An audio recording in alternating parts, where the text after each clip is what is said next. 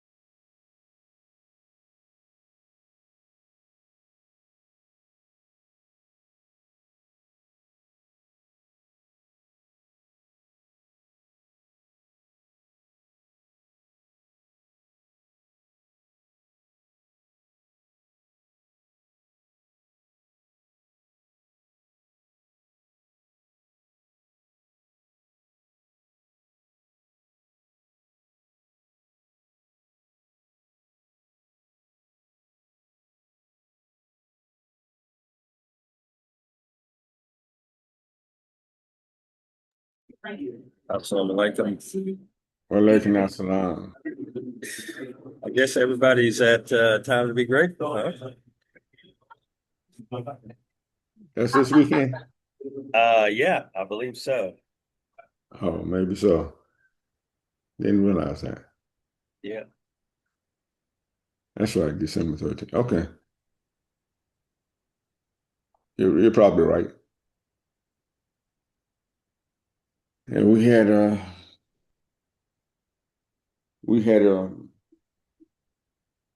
great presentation over the weekend at the masjid. Who was it? This group, the Muslim, no, it's what's the name of the overall organization, but hold on a sec.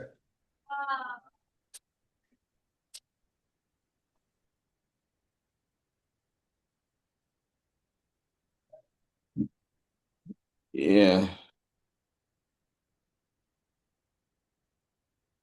Assalamu alaikum, Imam Shafiq. Assalamu alaikum. Walaikum assalam, everyone. Walaikum assalam, brother. Anyway, she's over the Omar Ibn Said Institute for Black Muslim Studies and Research. Okay. Where is that located? You know? She's out, I think now she's out of Chicago. But we've had a couple of people from Senegal over the years that come over. They're trying to do research on Omar. And so I'm trying to find the name of the organization that she's part of that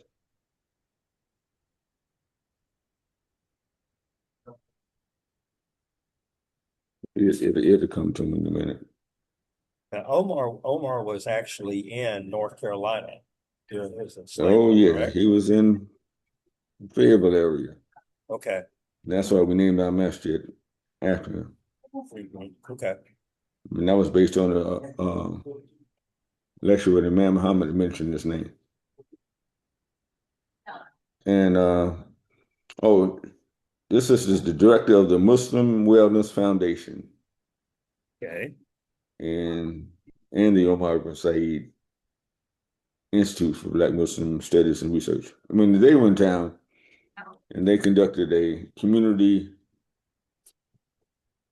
circle, community story circle is what they said at the Masjid Saturday. And it just had everybody sitting around and to get their thoughts on Omar ibn Said and how they aligned with him and that kind of thing. What came to mind when his name was mentioned, and how do you see yourself in the history? It was great comments. Okay. And then they came by my office yesterday evening because I got in my office like a mini museum on Omar. And they did a lot of filming. I guess they're going to eventually put together a documentary. So anyway, I invited two or three of them on the call Thursday Oh, great. to talk about that whole experience. One of the sisters is a photographer, and they went over to Senegal, that area, and trying to locate Omar's home, his family, and she did a pictorial view of that, and it was put in the New York Times. I think she said it's in the New York Times. I'm trying to get the link to it so I can share it on the New York Times. And then they have a young sister that's a filmmaker, and she did all of the filming of it. So anyway, it was a good time, a great time. That is that's interesting because his story, he's the one that he was so well educated that somebody just basically decided this he can't be like some traditional African. He has to be like royalty or something like that. And wrote letters on his behalf. Is that No, somewhat? no, no. This is There not the was same another one. one. They got letters written on as a half, and he was released and sent back. Okay. He was out of, I think it was Bilali. I forgot his name. Omar stayed. He lived the balance of his life in the Fayetteville area. Really, the plantation was about 45 minutes from Fayetteville. Okay. Right. Omar wrote his autobiography in his African language. It's Arabic, really. And that autobiography was lost or missing until about 1990 something. And I found out about it because Imam Muhammad came to Fayetteville in 1991, May of 1991. And I'm at the masjid and a phone rings in advance of the man coming. And sister said she was Muhammad Ali's wife. I thought that was the initial spam call that I got, but I said, yeah, right. So she kept talking, right? Mhm. And she convinced me. She said they were in Chicago having dinner with Imam Muhammad. And Ali asked the Imam, is there anything I can do for you? So the Imam said, told Ali, said, as a matter of fact, it is. I said, I need you to go to Fayetteville and help Imam Adam and the believers with that event they're having. So, we were planning an event. It was about 3 weeks away, and I get that call. Oh boy, we Allahu Akbar, bro. We were fired up. Imam is coming. He's sending Ali down, and then I got a call from this lady that said she was the producer of the Christian World Monitor. You remember that I program? do. Yeah. Oh, yes. That they eventually changed to the World Monitor. Mhm. And she said she was in San Diego and they're doing a 5-part series on Islam. And the first part is Muslims in the military. So she was meeting with the imam out of San Diego, and she asked him that we're going to Fort Bragg. Do you know anybody in Fort Bragg? And he said, as a matter of fact, I do, Imam Adam B.I. So she called me and said they were going to come by. I said, great. And she said, we'll be in town on May the 7th. I said, May 7th. I said, Dad, you gonna miss him. He said, miss who? I said, Muhammad Ali's gonna be in town. So she called me back. She said, can I call you back? I said, surely. She called back about an hour later and said, we're gonna move our dates up to about May the 3rd, May the 2nd, which would have been that Thursday. So we can be there with Ali. And we're gonna make it a 6-part series on Islam. And the first part is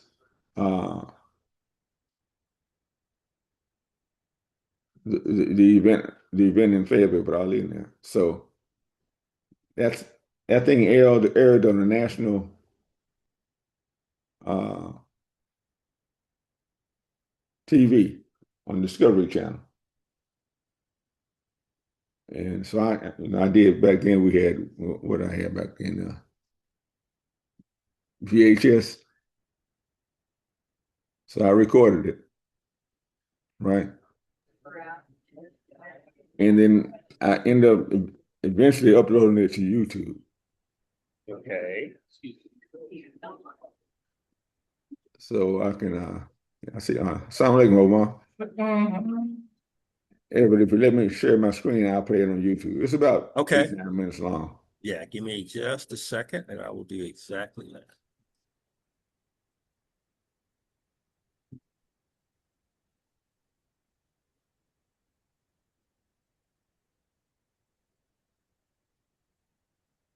You should be getting permission. Yeah, I right see now. the notification. Yeah.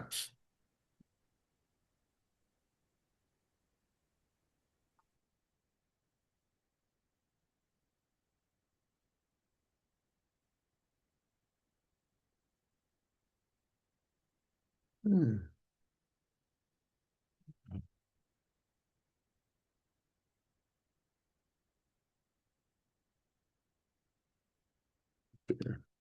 Man, I keep forgetting how to do this stuff half the time.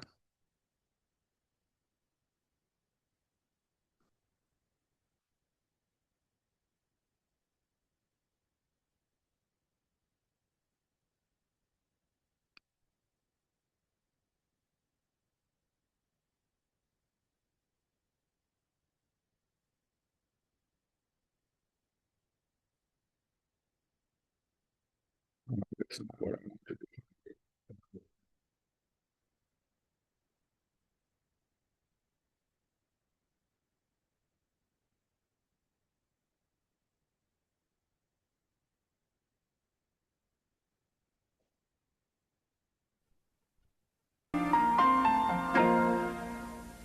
In January, the Motor Vehicle Department asked a Californian to take his license plate off his car because it said for jihad.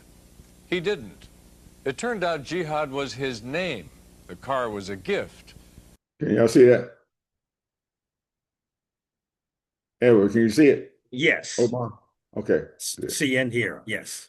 Okay, good. And that jihad meant struggle. The department didn't press. The neighbor who complained apologized.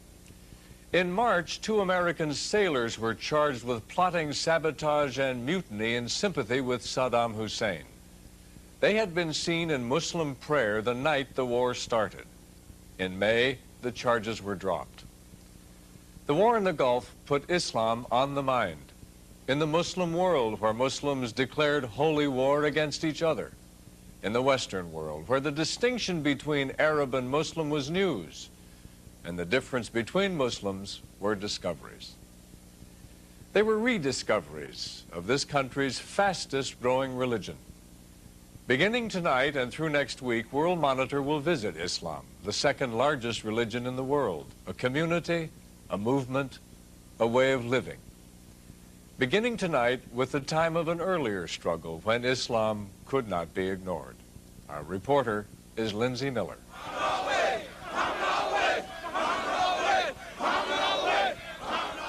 If you say the words black Muslims to white Americans who remember the 60s, this may be the image that comes to mind.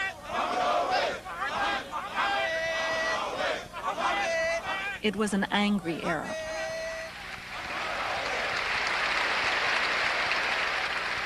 A time of racial tension and division. Along with slogans about black power, some people were using the religious language of Islam. Assalamu alaikum. I greet my brothers and sisters in our original language, which is the Arabic language, which means may peace be unto you. Assalamu alaikum. The organization known as the Nation of Islam had been around since the 1930s, but it gained widespread attention in 1967 when a young boxer refused to be inducted into the U.S. Army. He said it was against the teachings of the Honorable Elijah Muhammad to fight in a white man's war. He said he would give up the title of heavyweight champion of the world rather than go against the teachings of the Nation of Islam. I know that there are many people who've been following my image and my little name in the sports world for the past 15 years now. When I was Cassius Clay, I could not talk.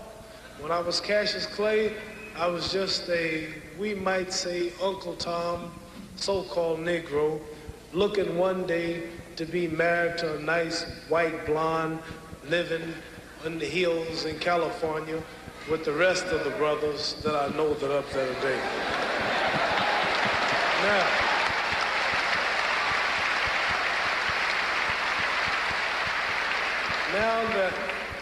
Now that I've accepted the Honorable Elijah Muhammad, the beautiful name that he has given me, Muhammad Ali, I now have a wise teacher and a wise guide.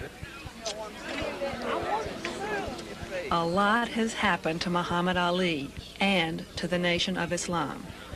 Ali now has an illness related to Parkinson's disease, but he continues to travel around the country to Muslim events. Like most African American Muslims, he has rejected the racial teachings of the Nation of Islam. Elijah Muhammad had taught that the white man is the devil and the black man God. This is totally at odds with Orthodox Islam.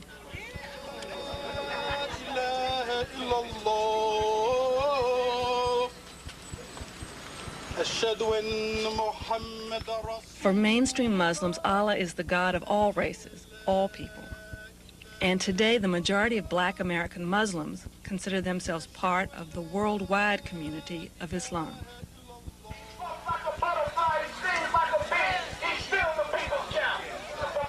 Muhammad Ali was in Fayetteville to honor one of the first black Muslims in America. We're here to honor the life and legacy of Omar ibn Said, the Muslim slave who, just a few years ago, was brought to this country from his homeland. He was brought here in chains and enslaved. He was a free man at home, came here in chains. We think it's important. Historians estimate that 1 in 10 of the slaves brought to this country from West Africa were Muslim. The names of most of them are lost, but in Fayetteville, one remarkable Muslim is remembered. The mayor saw fit to give us this fine proclamation. Adam Bia is the imam or leader of the local Muslim community. Whereas Omar ibn Said was an Arabic scholar, a teacher, and a devout follower of the Islamic faith. Very important. Whereas Omar ibn Said was the only African slave to write an autobiography, his life story, in an African language. Whereas during a war in 1807, Omar ibn Said was captured, shipped to Charleston, South Carolina, and sold into slavery. Ironically, the imam said 1807 was the last year that slaves were legally shipped from Africa to America. But he was a slave? Yeah. He was a slave. Yeah. Yeah. Omar grew up in the Senegambian region of West Africa, where Islam has been practiced since the 13th century. As a boy, he learned to read and write Arabic because Arabic is the language of the Holy Quran. His own copy of the Quran is lost, but a Bible that a slave master gave him, a Bible in Arabic, was on special exhibit in Fayetteville.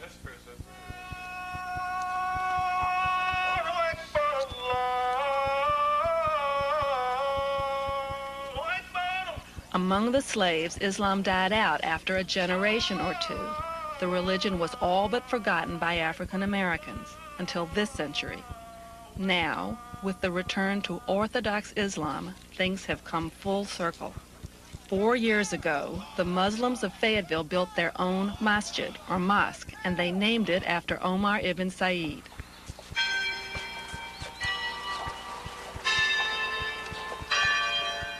The Presbyterian Church has a claim on him, too. He joined the church here. It seems that the Owen family were members of this church, and Omar was also a member of this church also. Omar went to church with his slave master, but the imam says Omar never rejected Islam. In the pages of Omar's Bible were found a translation of the 23rd Psalm into Arabic.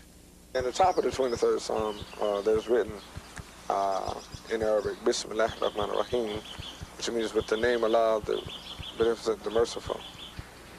In the name of Allah, who came in the person of Master Farad Muhammad, and in the name of his last, his greatest messenger, the most honorable Elijah Muhammad, Salam Alaikum.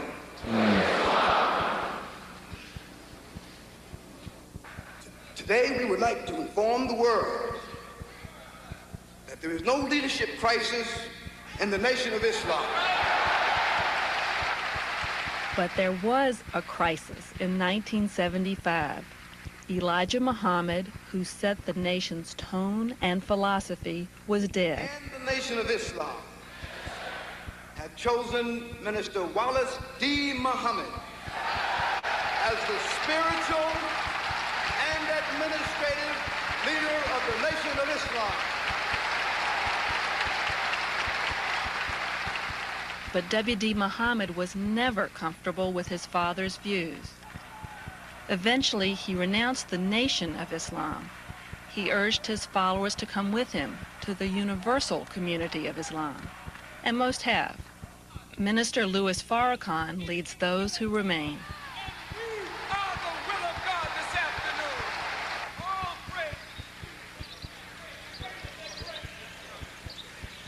In Fayetteville, for years, many blacks refused to visit the central landmark in town.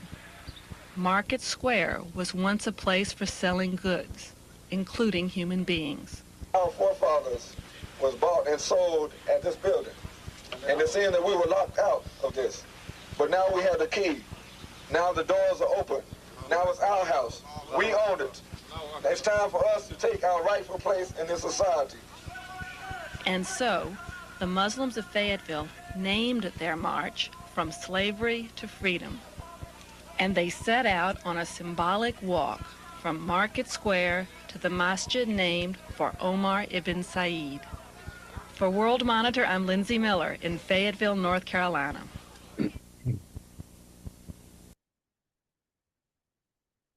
All right, that's the documentary that they did back in 1991, and that documentary played on Discovery Channel, and that's why I made a copy of it, and I uploaded it to YouTube. Over the years, I haven't got anybody to say that I couldn't do it. Hopefully, they don't see it now until I have to take it down. Who actually even owns Discovery Channel now? It's been sold so many times. I don't even know. Yeah, exactly. And Huh? That's a great documentary. Why am I Oh, isn't it just though? now seeing that? Yeah. I saw a lot of brothers and sisters I had that have since then passed on, but they were there, at that event. Assalamu alaikum. Brother Adam, Imam Adam, pardon me. Can you either text that out to us or email it? I don't know if I have the permission to Oh, okay. share it with anybody. Oh, okay then. Thank I'm you. I got you. No, I'm just kidding.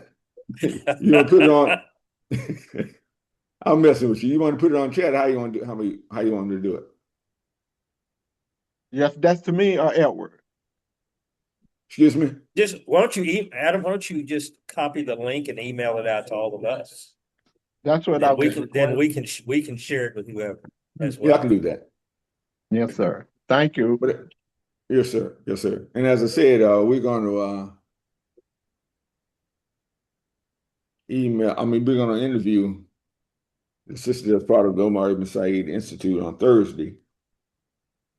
Sister Martha. Sorry, she was around. She'll come back in a minute. We're going to have them on Money Sense on Thursday. And I'll probably You put know, that. I just want to make mention to you all, since you showed that, I have always had a desire since I was learned about Omar Abdul Rahman Ibrahim Sori, Mm-hmm. who was enslaved here in what is now Natchez, Mississippi, in the state of Mississippi for some 40 years. And I never knew of him until actually after maybe some, 20, 25 some years ago, because he was not mentioned in any books, state books on history, American history books here in this country. Right. So, it's like I say, while if Allah ever bless me with an opportunity to establish a masjid, that masjid will be named in his honor. Alhamdulillah. There you go, Hmm. brother. Yeah, we've had a lot of inquiries, especially when we did that piece there, and had a lot of inquiries and a lot of people have come. I got a call from a professor at St. Mary's. I think St. Mary's is in excuse me. I think St. Mary's is in the motor vehicle. It's an Ivy League school because Discovery Channel played that clip many times. They might played it every 2 or 3 months. And whenever I would go to a national convention, I see brothers over there. That's him. That's him. You know, they might have been from Boston or somewhere like that, right? And I didn't realize that. So I got a call from this professor, and he told me that they have found Omar Ibn Said's manuscript, and they were getting ready to auction it off at Sotheby's in New York. He said, "I just thought you'd like to know in case y'all wanted to get it." And he said the opening bid is $20,000. I ain't have it in my left pocket, didn't have it in my right pocket. So about a month later, he called me back after I guess the auction had happened, and he told me that the manuscript was purchased by an African American Muslim, and he gave his name. His name was Derek Beard. So I started reaching out trying to find if anybody knew Derek Beard. Find out that Brother Derek, or he also called himself Tariq. Derek went to Claire Muhammad School in Chicago, right? And he was an art collector and several other things he was doing. I had a chance to get up with him. I met him, and we became very good friends. Very good friends. So much so that in the early 2000s, he came back. He brought the whole manuscript to Fayetteville for a month. at the local museum, right? And he was telling me that he had several offers to, especially with sheikhs and people over in the Middle East, over in either Saudi or Abu Dhabi or Qatar or whatever. But he didn't want to sell it to them because he didn't want to get buried in the desert. Can you imagine if they sold it to him? He'd been buried in the desert. So then one day he called me and said, look at him. I just closed a deal with the Library of Congress. And the Library of Congress purchased the manuscript. Now it's part of American history. All right. So, man. Anyway, I just want to share that. We'll talk more about it on Thursday. I mean, Okay. we'll talk more about it on Thursday. Look forward to that. Yes, sir. Alhamdulillah. Because I mean, like I said, I was familiar with the name, but I guess I get him confused with the other African that I mentioned, the one that I guess was eventually sent back to England. Right. And lived, I think, traveled to Africa, but basically lived out most of the rest of his life in England, I think. After it was discovered he was like some prince or something like that. Yeah, that was Abdul Rahman Ibrahim, the one I just mentioned. Yes, okay. Sir. Okay. The book that Terry Alford did, Prince Among Slaves, and then that's it. Yeah. And then Bill Duke narrated the documentary on PBS. Okay. No, we're not Bill Duke. He directed the Most Def narrated it. Yeah. Okay. Very interesting history that just kind of slips through fingers of people here. I thought that the 10% number, a lot of times we hear a number that's much larger than that. I really wonder what percentage was actually true. Because so many of the West Africans in particular, at least in the 18th century, in the 1700s, 18th century, Islam had made great inroads in West Africa. So I wonder if that 10% number is not actually larger than that. What, in terms of the slaves that were brought over? Mm-hmm. Yeah. That I'm not sure. Because so many, as we have, learned over the years, 60 to 65% of the Africans that were captured and transported to the Americas went to South America and parts of the Caribbean.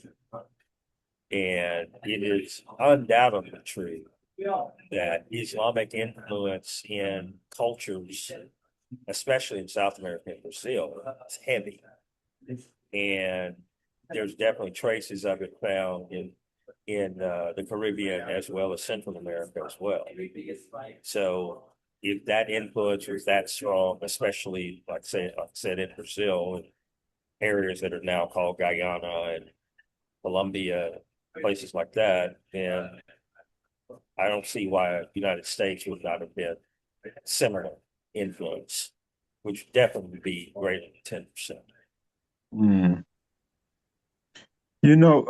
Two of my ancestors, my great grandfather, who was enslaved in Virginia, came from Virginia to Mississippi in I forget the year. Well, anyway, no, it was 18 something. He produced, it was two children of his. He had a total of 18. And two of them had Arabic names. One was Aquila, and I can't remember the other one right off without looking at the list. Mm-hmm. Yeah, that tells you something right there. Yeah. Yeah. Definitely some influence there. Those older people didn't just pull names out of the air like Portia. A all the names that they gave their children actually meant something. They had some connection to your family or region or something of that nature. Imam Talib, how are you? Assalamu alaikum. Alaikum salam. I How are you? was just reflecting on was it Booker T. Washington's, I don't know if it's grandson or great-great-grandson, said that On the brother that's Muslim? yeah, Yeah. I think he said that while we know him as Booker T, his Muslim name was Abu Bakr.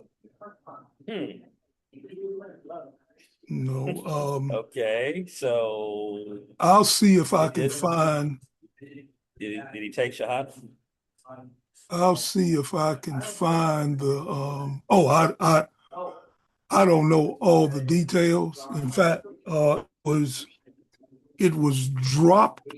It was dropped on me back in I would tell you the mid to late 90s by an imam who was delivering, during the course of a khutbah. I wasn't as savvy at doing or at maintaining anything that I researched, but I do recall looking it up and found some evidence that in fact it was true. I'll see. Matter of fact, I've been cleaning out my office for the last few weeks, and I might have it in a storage box where I keep all of any papers that I collect on al-Islam or past khutbahs and things like that. I'm going to go through that and see if I can locate what it was that I did find. But and here in Washington D.C., they celebrate this brother Yarrow. I think it was Yarrow Mahmoud.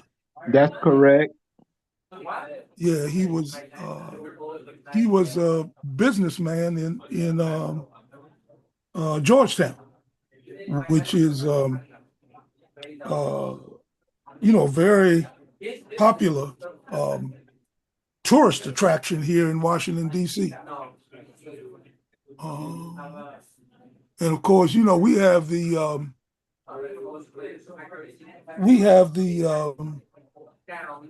Islamic Museum.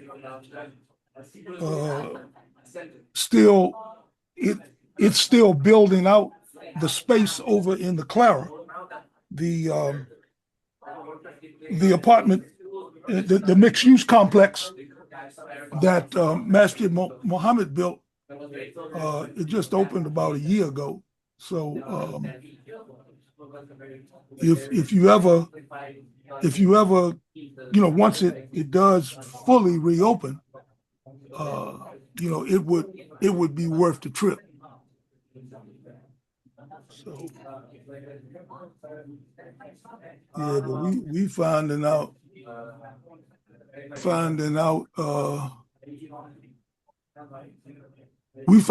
a lot about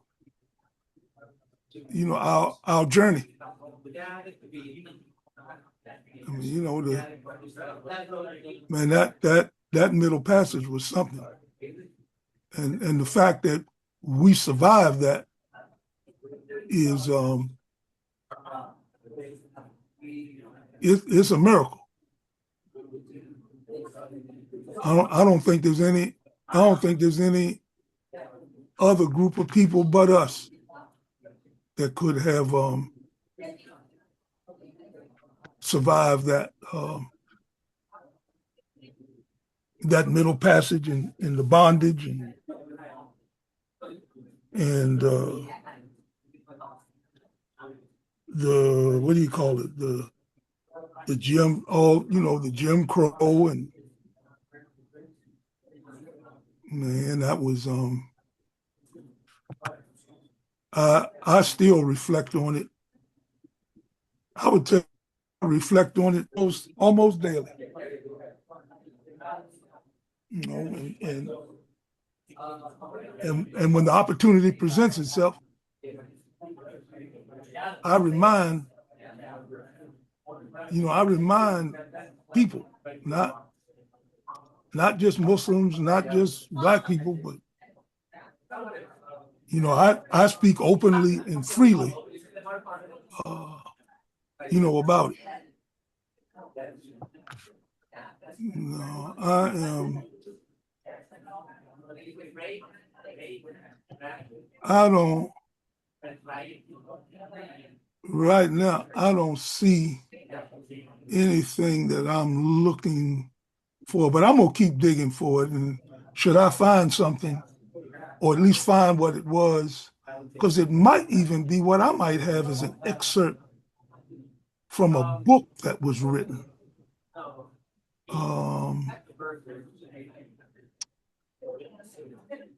And I think it was written by one of his family members. So I'll keep looking into it. I mean, it may be some weeks from now that I'll run across it, set it aside, and one of these Sunday meetings, or maybe I'll take a picture of it and send it to us. Okay. Yeah. So I hate to move from this subject, but just wanted to see if I could get an update from yourself and Brother Omar on where we are on everything, January.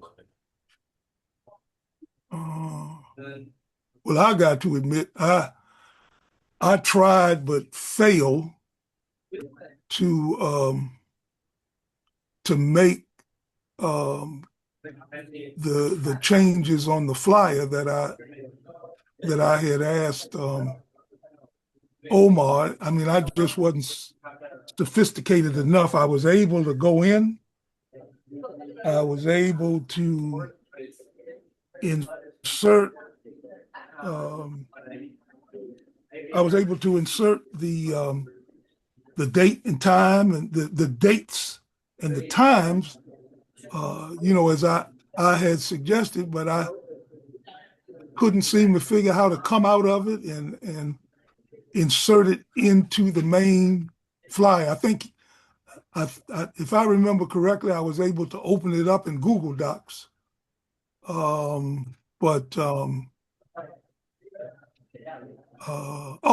is on the call, so maybe he'll get around, to doing it, in the next couple of days or so, so I can get it over the flip cards. Yes, sir. I was going to work on that today. That was one of the things on my to-do list to wrap up today, was to tighten the flyer up. And I also wanted to suggest this and see if this is an alternative to what you were suggesting, Imam Talib, was creating a jot form that has the information on the jot form, and then placing the link on the flyer for people just to copy the URL into their search engine and then being able to find the information that way. They can, on the job form, they will be able to sign up for the webinars, inquire for additional information, etc.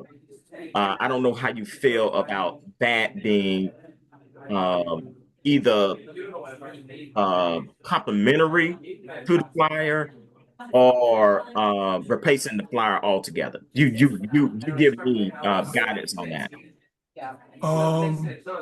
If I had to give you an answer right now, if I'm understanding you correctly, my preference would be to make it a two-sided flyer with the dates and times inserted on both sides so that whatever side is laying down or whatever side someone receives it, that information will be there. But there are those that I do recognize, particularly amongst a younger group, that will just what is that thing? Just take a picture of the QR code and That's just right. move That's on. what I was thinking. QR Yeah. code is them exactly to the Yeah. No, if somehow you can work in a QR code, and again, I would tell you, because it's a two-sided flyer, I mean, at least have it on one side, if not both.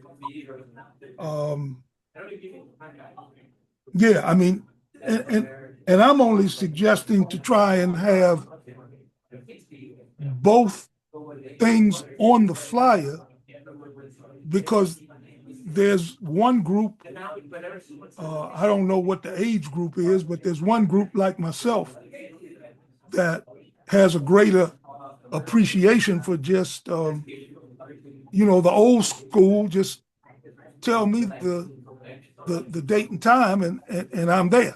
If you're gonna make me take a picture of it and then try to get the QR code and try to figure, I mean, I'm just,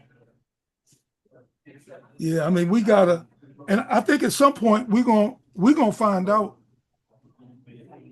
My hope is that one day we'll find out who our specific audience is. I think if as Graceline starts to increase its participants, particularly on these Sunday calls like we're having, if we can get some of these young brothers and sisters that are into this social media piece, all the QR codes and the AI and the chat GPTs and all that. I mean, I can see them hoping to advance, this process. But in the meantime, let's give them what it is that, and I don't want to speak out of turn here, but just collectively, I just think the majority of us are more comfortable with a date and time as opposed to a QR code. There may be some exceptions, and I mean, if somebody else has an opinion on it, I mean, I'll defer, to that person. I mean, it may look it. If we went with the QR code suggestion, it may look like, we're right in the modern times. I mean, that's what everybody else is doing, man. I be sitting down and watching some cable program, and somewhere on the bottom left or bottom right of my screen, something will pop up, and it'll just be a QR code with some company or some slogan or something, that that pops up in the middle of the program. So that may be the way of the world now, and I'm still riding around with a horse and buggy. Maybe even a bicycle. I ain't got too far. But yeah, that would be my recommendation. And I'm assuming everybody else knows what we're referring to. Because Omar sent the flyer out last week, and it's an excellent piece. I mean, it speaks to exactly what it is that we're going to be doing starting next month. 7 p.m. Eastern Standard Time on Tuesday, beginning, I think, January 6th. I think that's right. Yeah, January 6th. And then we'll run the 5 sessions, take a break for the month of Ramadan, and then come back to it.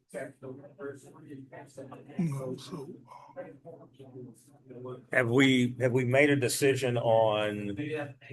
So we're going to start at 7 o'clock Eastern time. Or are we going to go for an hour and a half, 2 hours? Is it just open? It's an hour and a half. Hour and a half. Okay. Yes. Okay. And that'll be, I think, hour and a half will be sufficient, enough time for the presentation, as well as a Q&A. Because one of the things I'm recognizing is that when I think back on when we started talking about this whole idea of even having a workbook and developing the 50-30-20 plan into a financial freedom plan, there have been multiple changes that have occurred in the financial advisor industry that on a daily basis, I'm reading material from financial advisors, pseudo financial advisors. If you get sucked into the TikToks and the YouTubes and the Instagrams and all that kind of stuff, everyone is. I mean, it seems like everybody with a last name is trying to give financial advice. And I think the more we deal with this, the more we start using the language, of money and finance, and start talking more about credit, things of this nature. It's going to improve Graceline's community, Graceline's standing in the community. And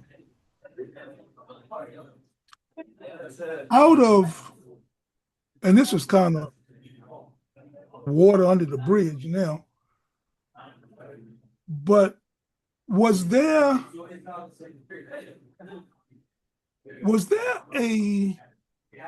I don't ever recall us talking this year about attending Time to Be Grateful. Was that on purpose? I I That don't. was because they waited so long to decide if they were actually going to have it. Okay. And the only reason I ask is because we've, I mean, since we started this, we've made efforts to be consistent, with keeping Graceline's name out there during, during that type of event. And I was just, now that you reminded me, I do recall that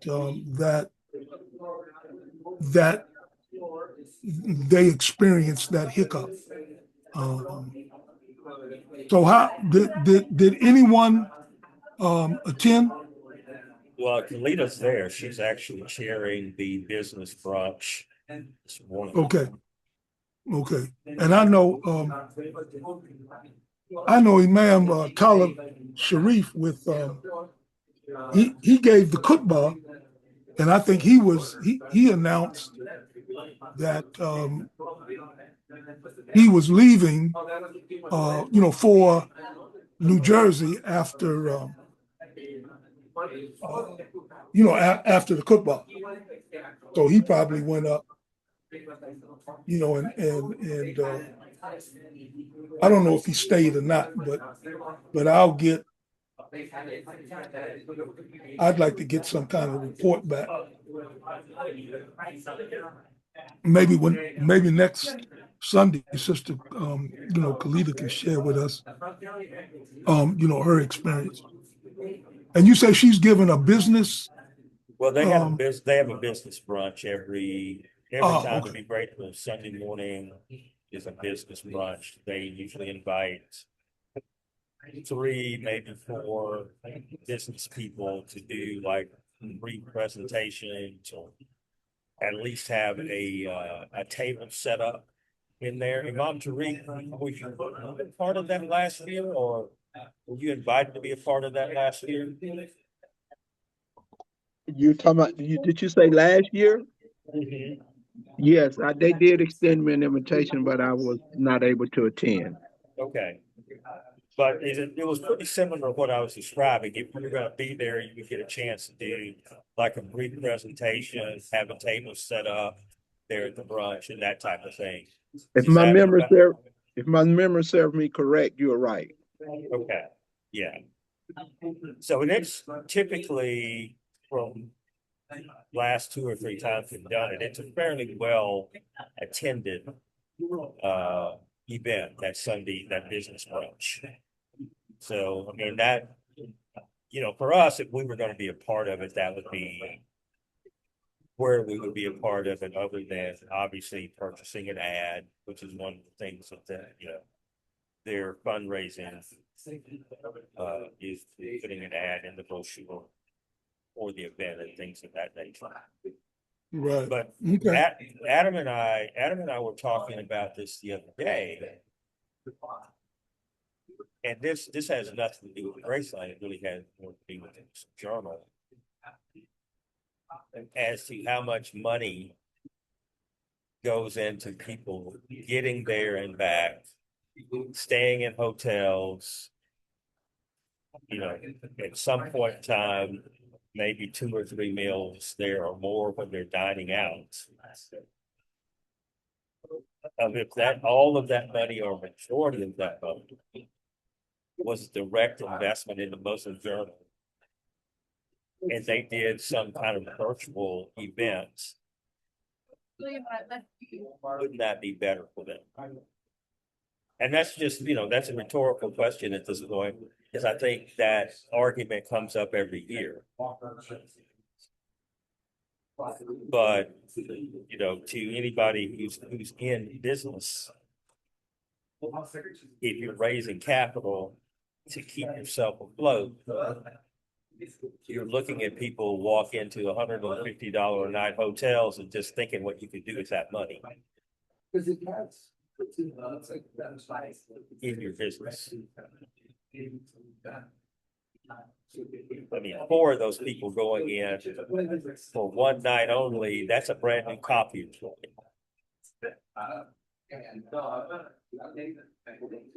No, that's right.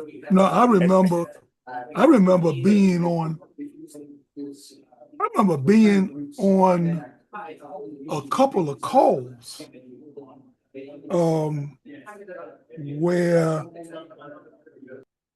where that was talked about. And in fact, if I remember correctly, when we did have those calls, it was too late to start it that particular year, but just early enough to table it until they could get past that year's event and then start talking about it for future time to be grateful. Sister Martha, I'll yield to you. Alhamdulillah. Praise be to Almighty God. Assalamu alaikum, everyone. And I'm thankful to Allah. I hope can you hear me okay? Because Yes. I'm Yes. okay. I'll make this short. But directly to the point, I've termed it as we are using ourselves as others are using us. We are abusing ourselves as others are abusing us. And I'll come right back.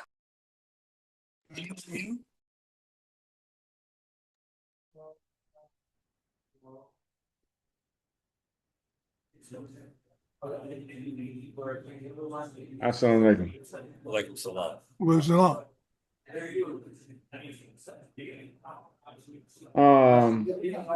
Probably about 8 years ago.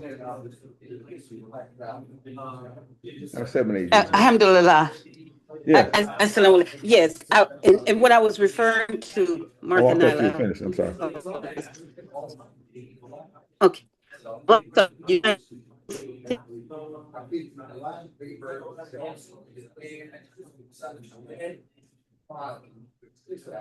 Sister Martha, why you okay. I thought you were playing something on the thing I was going to. No, you were fading in and what out. So I just wanted. Raise my okay. hand. How's that? Is that good? You're good. It's good. Okay. Excuse me before you get there. Someone need to put their mic on mute because their background is kind of interfering. Alhamdulillah. All right. What I was referring to was in light of events after events after events, and not to stop events, but everyone using their using their mind on fasting, what we can do without, what we can live without, and how we're going to trim the fat, and how we're going to see the future doing the same thing. And so when I said about using ourselves as others are using ourselves, we hear ourselves saying, well, we want to help Muslim Journal. And when I heard Imam Abdul Kareem yesterday, it really hit me hard. He actually came to the podium and asked everyone to take out subscriptions, become not just a subscriber.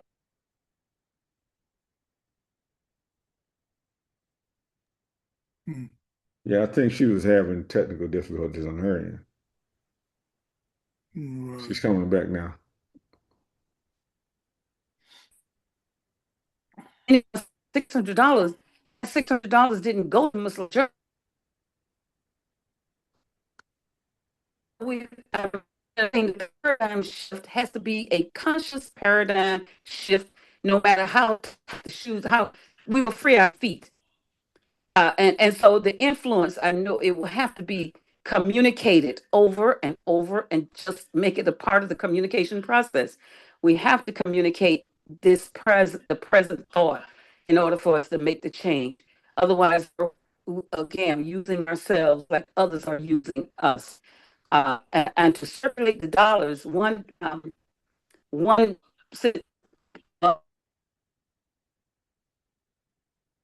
Mm.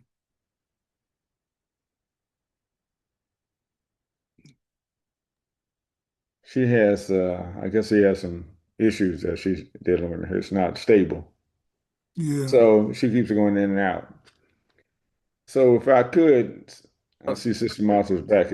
If I could say something, Oh, because okay. you keep going in and out, you fading in and out, you dropping off. It's not anything on our end. Okay, I'll stop right there. I apologize. That's all right. But as I was saying, about 7 years ago, 8 years ago, I don't know the date, but I had said I'm going to stop going to these national events, and I'm going to take the money that I would spend at these events to get there that never reached the treasury of the organization that's having the events. It's going to airfare, hotels, food. It's going everywhere but where it needs to go. Then I would stay at home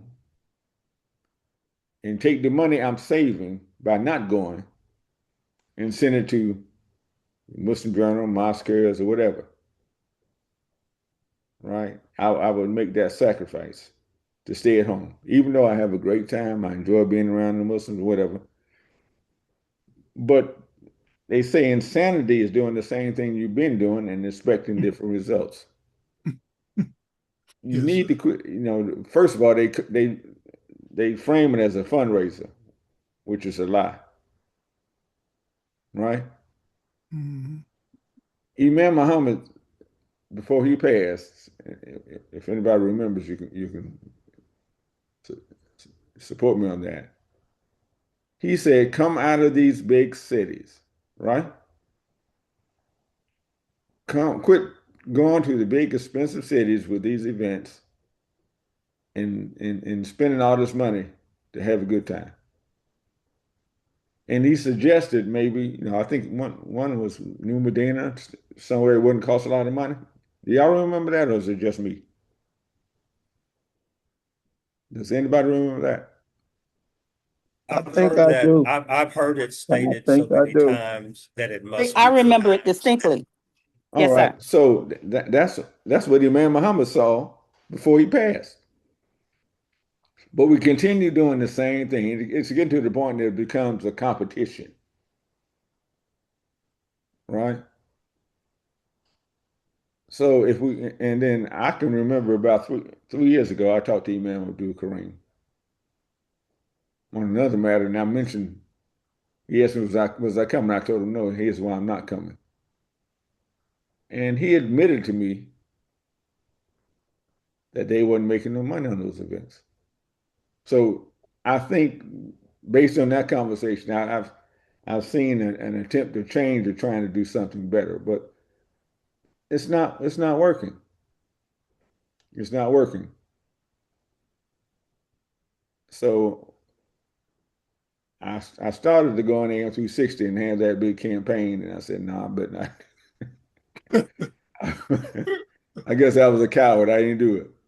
But I started, but then I know when to do it, because if I do it in January, then that's going to mess up an event coming up. If I do it in the summer, then that's going to be, so I just didn't want to do that, but I figured I'd keep having this conversation and spreading it, and eventually it would take root. But it's not working. We're not raising money. Mr. Brenner's not raising money. And lastly, subscriptions will not raise the money. If everybody subscribes, what's the national printing of the Muslim Journal? About 4,000? Something like that. And most of that is not subscriptions. I know the last year we ordered 25 copies a week, and they send to the master. But in today's environment, newspapers are not selling subscriptions. They have internet presence, right? Yeah. Just ask yourselves, how the last newspaper you read, where do you get it at? On the internet. Correct. You have an internet subscription, right? And they don't have to print out those papers. So how do we make that transition? I don't know. But we need to do something because the people that might buy prescriptions or subscriptions, sorry, the people that might buy subscriptions are transitioning every day. Young people do not buy newspapers. Right. They just don't. Young people don't read, right? So we had to find out a better way to get it done. And selling subscriptions, we need to do that, yes. Having a fundraiser, the way we describe as a fundraiser, time to be grateful, you're not going to raise enough money with that because most of the money is going to the airfare, hotel, restaurant, Right. whatever, and Right. don't hit the Muslim Journal coffers at all. So I don't know. We need a think tank, do some brainstorming, whatever. You have the ability to show pictures. You have the ability to actually show film on multiple platforms. It could be Facebook, it could be YouTube, it could be Instagram, obviously TikTok, and multiple other Twitch, and so on and so forth. You have the ability to have live people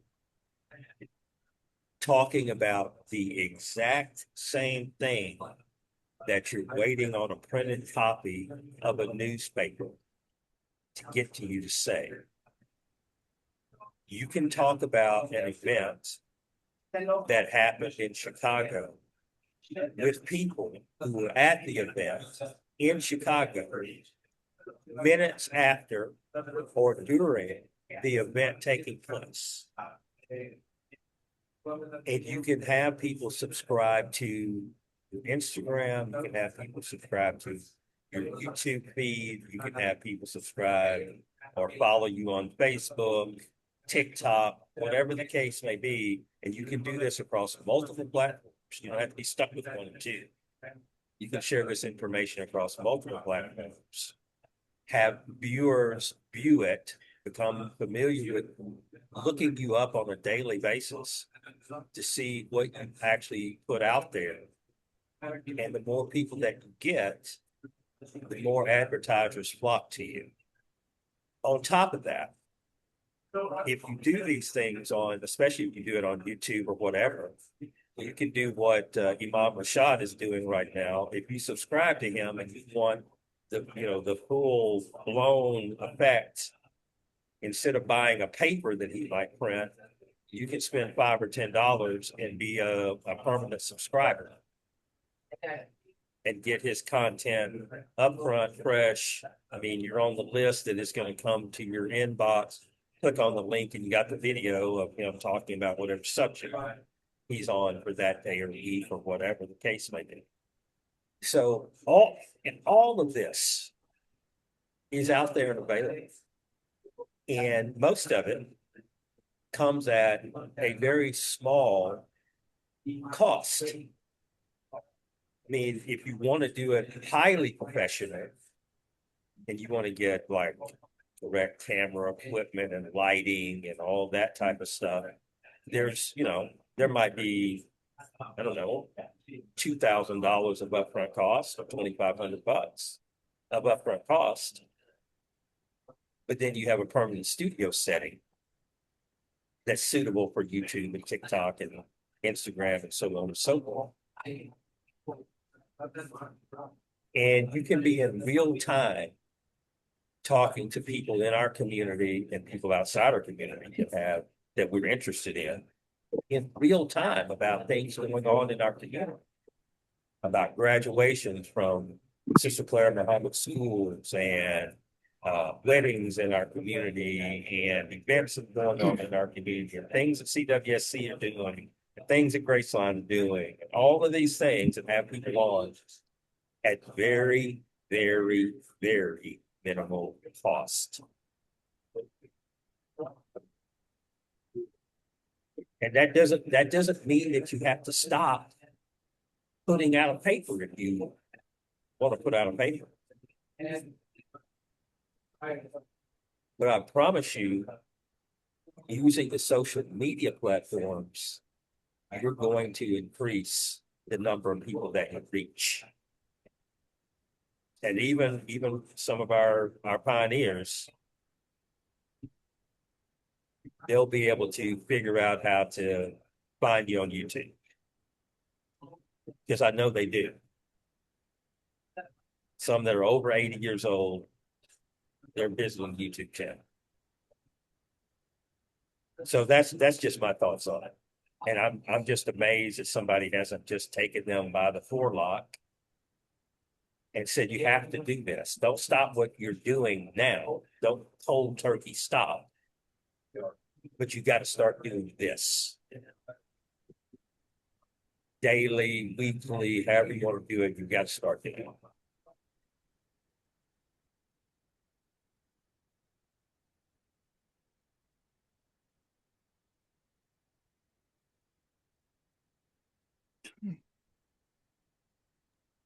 And just in closing, so once or twice a week, Rashad puts out, Imam Rashad, should give him his honorarium, puts out a video on some topic. And they're not long. I mean, they might be 45, 50 minutes. They're quite informative. He's really good. He's very comfortable in front of the camera. But the next time that you view one of his videos, what I want you to look at is his number of subscribers. And on a month-to-month basis, watch that number change.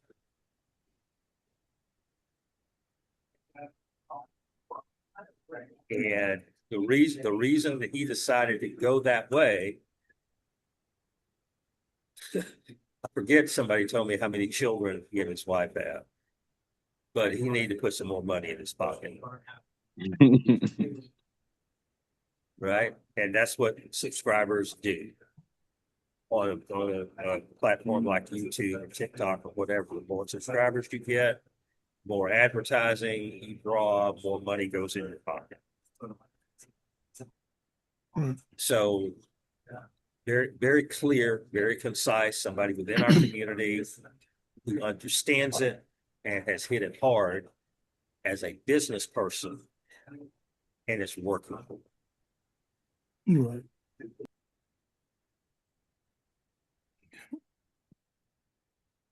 Yeah. Yeah. Sometimes I get stories, and I think we've all gotten stories that or links to stories that we didn't get a chance to read because it had a paywall. In order for you to read the story or to see, I guess, whatever video there was, you had to pay for a subscription. Is that the kind of thing you're talking about? Well, so there's the smart people. What they do is two-sided. Number one is they give you plenty of free content, right, enough to whet your appetite and right, let you know that this person is on to something. They know what they're talking about. And if you want to get more insight from them, buy a subscription. right. The free stuff is not going to stop, but the free stuff is an appetizer. If you want to do the deep dive and be an insider and get full picture, pay the $5, pay the $10, whatever it is for a subscription, be a full subscriber, whatever it is, and then you get total access to everything that they're putting out there whenever. Right.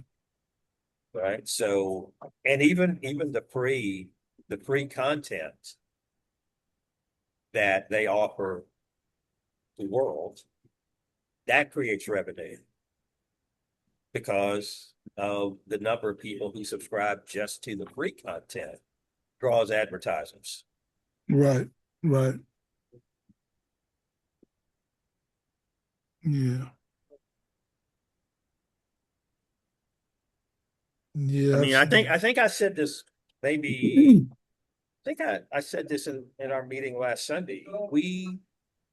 Graceline's stuff that we have put out there, which is, you know, some of the early webinar stuff that we did, financial freedom, all the stuff that we put out over, say, the last 2 to 3 years. Well, got a message from YouTube maybe 2.5 weeks ago, that we crossed the threshold. So their next evaluation period, I mean, it may be $7.19. I don't know, because I've never got deep into the numbers of monetizing. But we're now have enough viewers that we are in the monetization zone. Mm. Okay. Yeah. And like I said, I don't think it's going to be anything to write home about, but I wasn't even thinking about us being there. But you know, that's what the message said. Okay.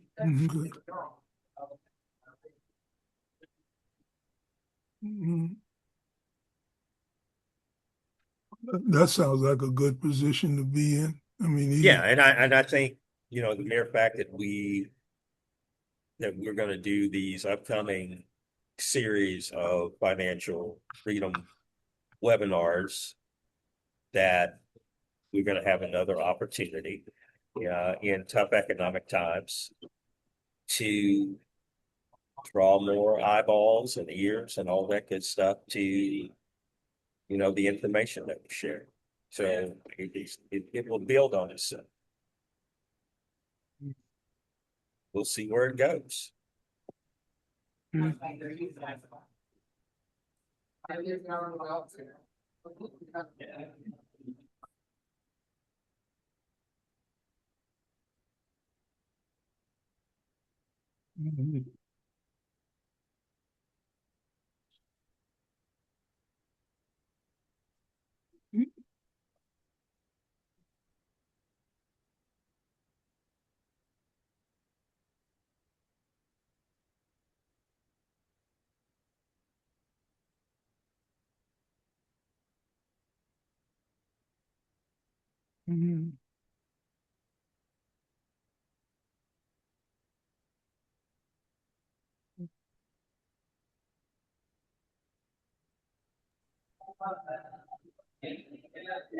Oh, and I do apologize for the background noise.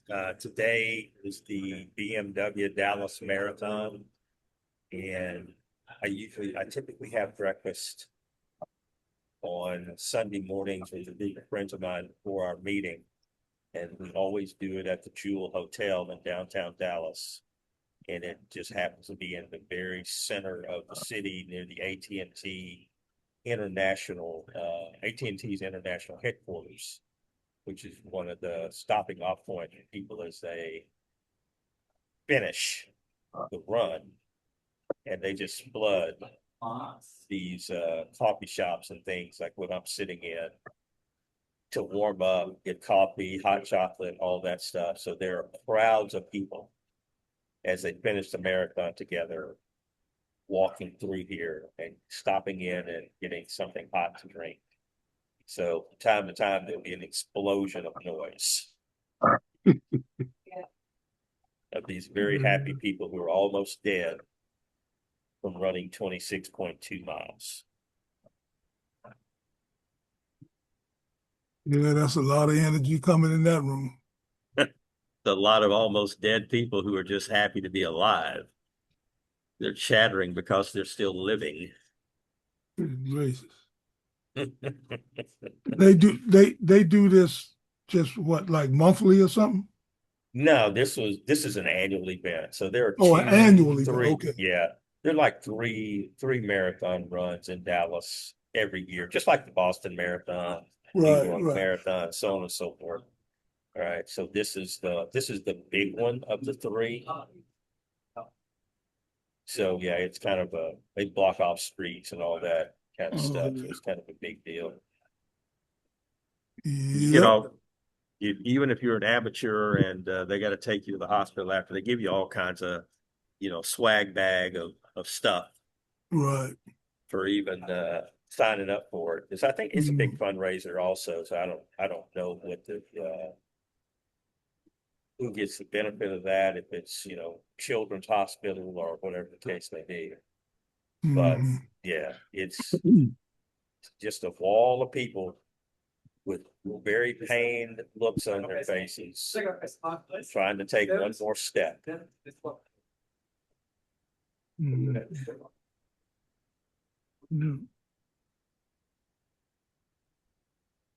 So anything else? I mean, other than, like I said, the upcoming webinars that we will start in January. Oh, I know what I was going to talk about in that. So we're just going to use this Zoom platform that we're on now for that. Yes, we can. Okay. So in light of that, send me an advertising package and some of the stuff, Omar, that you sent, and I may say the same thing from your mom, Talo, has been PDFs. If you have a final version that you can send me in a JPEG or something, it makes it easier to put it out on advertising. Okay. To advertisement. All right, that works. I can do that too. Yes, because I want to do the whole full blown, as many different sites as possible for people to know that it's happening. And I want to start soon. Start getting people signed up. Because I think we can, though we've never approached it, we can handle up to 100 people with full video, and I think 150 people with a combination of video and call in. Okay. I don't think the webinars will be that large because I don't think so either. Right. We have some interactive components to it, so it's a benefit to keep the sessions small. So I was thinking anywhere between 15 and no more than 25. Do we want to go ahead and we can set that cap? Yes. Okay. And when I set it up on JotForm, I can set the cap that way too. So people and basically what it is that as you pay it, as people pay and secure this, that is subtract in the inventory for that particular date. So if that date sells out, you just move to the next, right? And you move and it goes on and on, so forth like that. So I'm setting it up. Okay. So let me ask you this, just so there's no confusion. So you're going to create that jot form. So we don't really need to put out another through one of those, what is that? I can't remember the name of the site now. Probably only use it once a year, where people can sign up and buy tickets. Oh, no. Another site. So we're just going to use the one. We're just going to use JotForm. JotForm will track your inventory, how many people signing up, how many seats in a particular day. You will be able to see that and run reports. When we're ready to launch, that's why I'm giving ourselves like a week or so between each. I want to sit down with, because Adam will need to put in the bank account information so that as people are paying, it goes directly to the bank account. Okay. Makes sense to me. right? And then people can purchase the books on the website, on Graceline's website.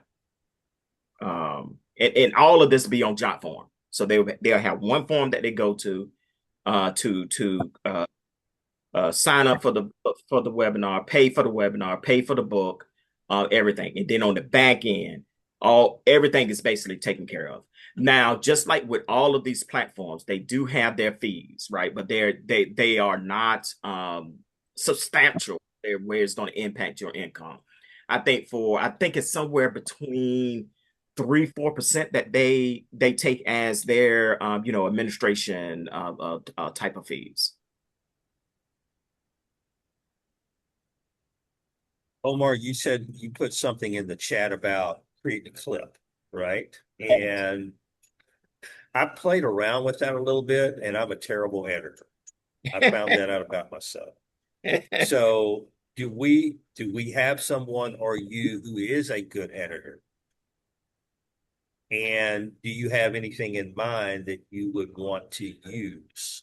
Yeah, so the software that I use to create like the flyers and a lot of my kind of forward-facing documents, infographics, etc. I use Adobe product, Okay. Adobe Creative Suite. So however you want to state it, it's a paid subscription. Right. In that subscription, you do have the ability to clip videos. I have not played around with that feature, but some other video editing functionality of that software I have used. So it's very, you just have to, a lot of times I just have to YouTube stuff and kind of figure it out. But I don't think it'd be a heavy lift to clip certain engagement or presentation of material in the webinars, because you don't want to give everything out, right? Right. And so you just want to clip it just to whet people's appetite to inquire more about the webinars and potentially sign up for future dates. Are we talking about, like, for right now, going back to some of the old webinars that we had and clipping those, or are we talking about clipping the webinars I think some of the old webinars, because a lot of them were just informational, right? I think that they can be shown in their entirety. Okay. Because none of that was like specific to the workbook that we're working on. Or now, produced. The reason I say we probably don't want to show the webinars, because we would be getting into specific information that is outlined in the books, in potentially other type of products that we will be developing. And I don't feel like we need to share those in its entirety. But what we can, like you were stating earlier, Edward, is that those webinars can be archived. And they over time can be pieced together into a set of modules. That's correct. Yeah. Subscribe to. And then you don't have to have a physical person doing the webinars, but people subscribe to already produced, professionally produced. Now we would have to get these professionally produced, right, and edited and etc. But then people will pay a subscription to subscribe to the webinars. That is just money just rolling in. We can work on another type of product. Right. Okay. Yeah, that 100% makes sense. So I see the whole picture coming together a little bit better. Yeah. So this is really going to be somewhat exclusive until we decide that it's not.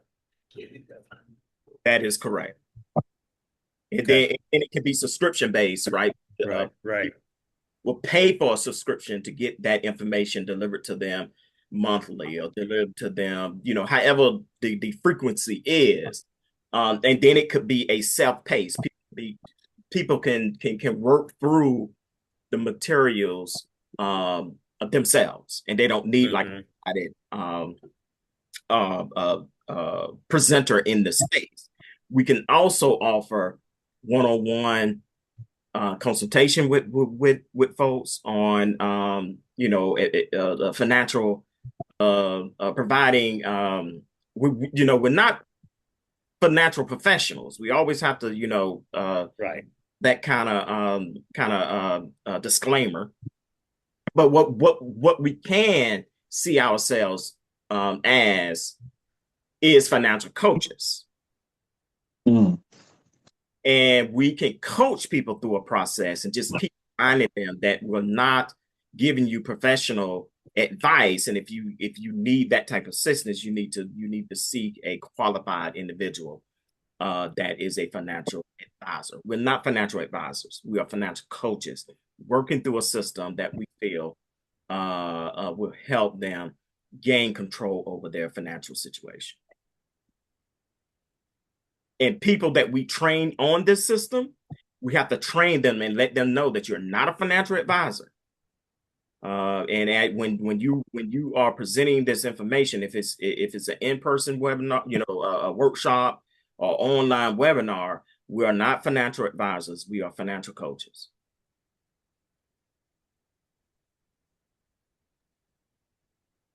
Very good. Makes sense to me. 100%. Adam, any comments on any of that?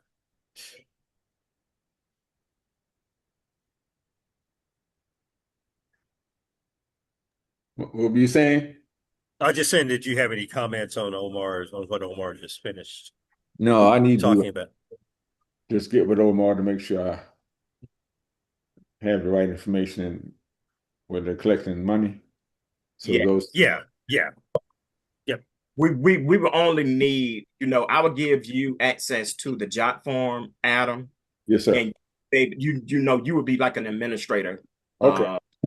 And you will be able to go on there and add in the banking information. Gotcha. So that when people pay the information, it's not just hanging there. It actually is delivered in the account minus any admin fee that the platform uses.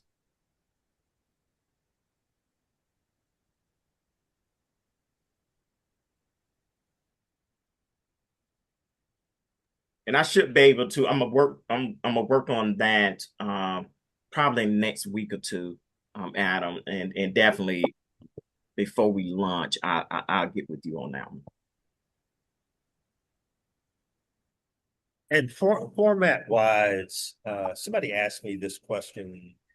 In fact, my sister Kalita had asked me the question Monday or Tuesday.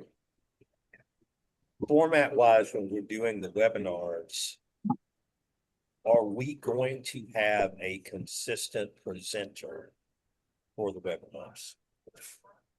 Yes, I think that is probably the best way to handle it is consistent presenter. I am hopeful that other individuals will want to step up and get trained on this method so that they can become presenters as well for webinars, any future webinars, and or workshops at local communities. Because I can see this growing beyond a webinar and actually hosting in-person workshop that people pay to attend. Mm-hmm. I'm really seeing this almost like how Dave Ramsey have set up his Right. Yeah. I'm seeing this sort of kind of track in the same way. Okay. Yeah. Him, Kawasaki. Exactly. Exactly. Okay. Yeah. I can definitely see it developing in that fashion. What else was I going to ask about?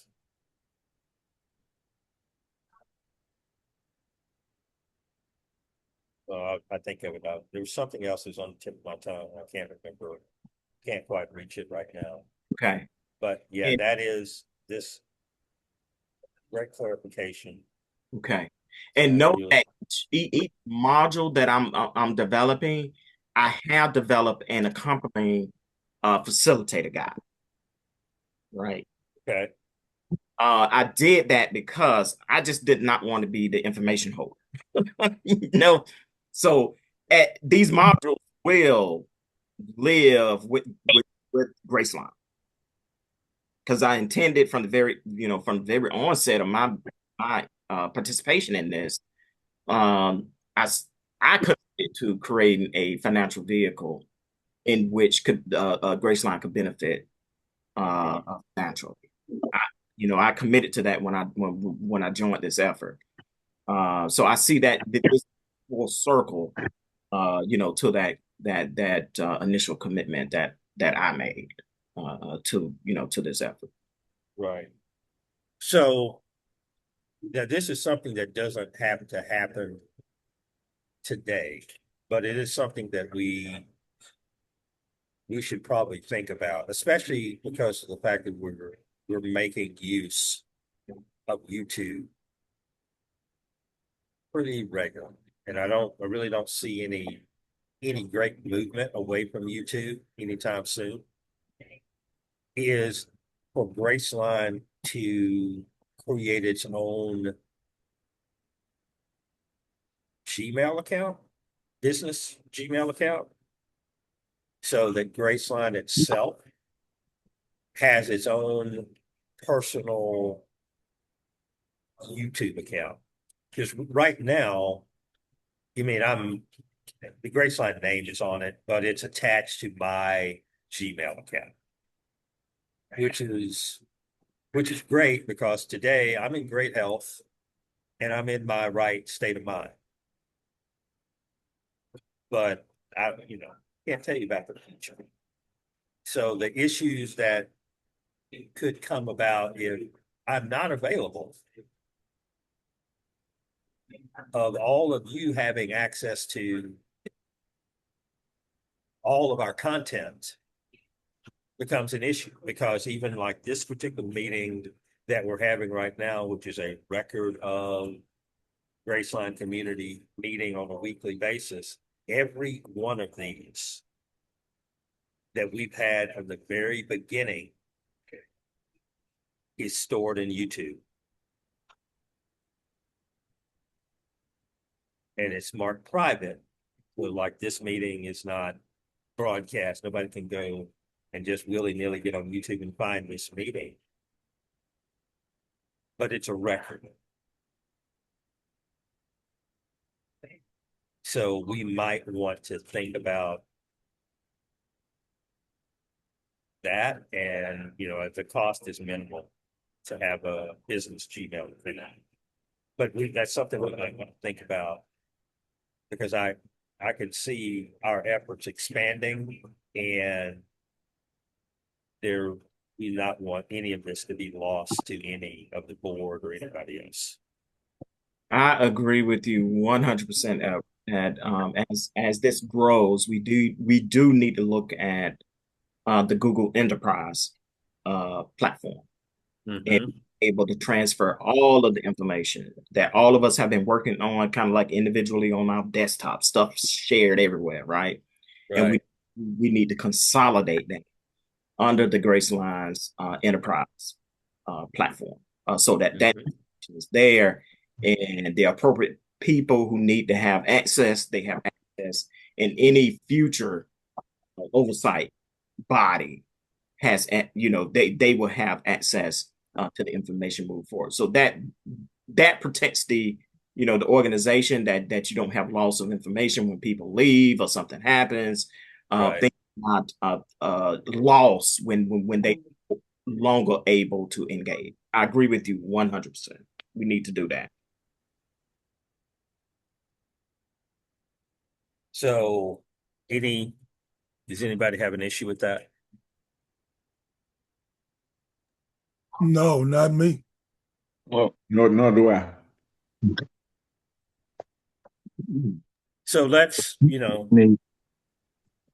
everybody kind of become familiar with that. If you have, 30 minutes this coming week, kind of become familiar with that platform, and maybe next Sunday we could discuss what we want to do as far as moving to that. And I'll do some research on what it would take once we have that set up to transfer all of the stuff that I have that is Graceline related to that once we have it set up. Because I actually, I mean, I love being the holder of it, but I'm fearful of being the holder of it. Now you're talking about which thing now? Well, I'm just talking about like this meeting is recorded on Zoom, right? So Okay. either this afternoon or sometime tomorrow, I will download this meeting and I will save it to a YouTube channel. And it's marked private because this is a private business meeting. But it's a record of the fact of everything that we discuss, all the decisions that we've made, you know, for as long as this organization basically has existed. Mm-hmm. I have every one of these meetings recorded and downloaded. Okay. And all of the webinars, even the collective conversations, those meetings that we've had, now those are public. So when they're downloaded and uploaded to YouTube, they're public. You know, all the webinars, everything we've had, everything we've done that have been done on this particular Zoom platform is recorded and saved. None of it has been lost. Everything.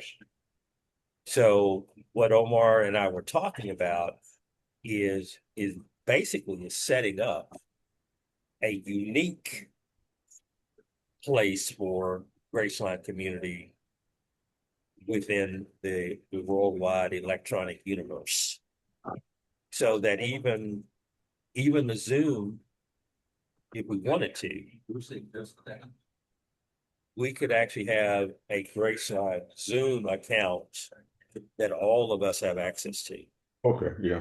Right. I mean, like, so right now, I mean, if I was sick this morning and in the hospital, we wouldn't be meeting on Zoom because I wouldn't have the ability to, you know, have created the meeting, start the meeting, all of that type of thing. Right. I mean, there are ways around it even now, but I'm just saying as we grow as an organization, all these things need to be unique to Graceline Community, not to an individual. Right. I understand. All right.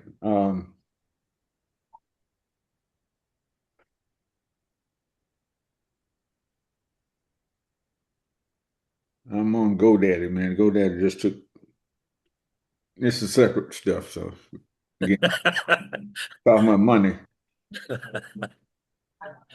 GoDaddy. They just renewed some stuff. And we're pretty low in our balance.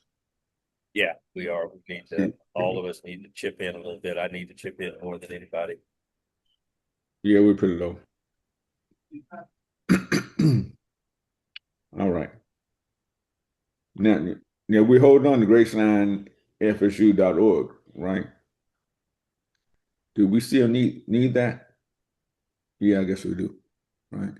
What is that? Graceline? FCU.org. Yeah, Federal Credit Union. Okay. Well, okay, so what exactly is that? That's a domain name that we might need once we start the credit union. Yes. Okay. Yeah. So that's up for renewal in a minute, in 2 months. What is that number? How much is it? Yes. Hold on. Oh, that ain't too bad. 2 years for $75. Okay. Yeah. Okay. All right. Well, okay. So consider us told. Yeah. We are forewarned. Yep. Don't want to hear anybody say, well, how come you ain't let us know? We lost it? Oh, man.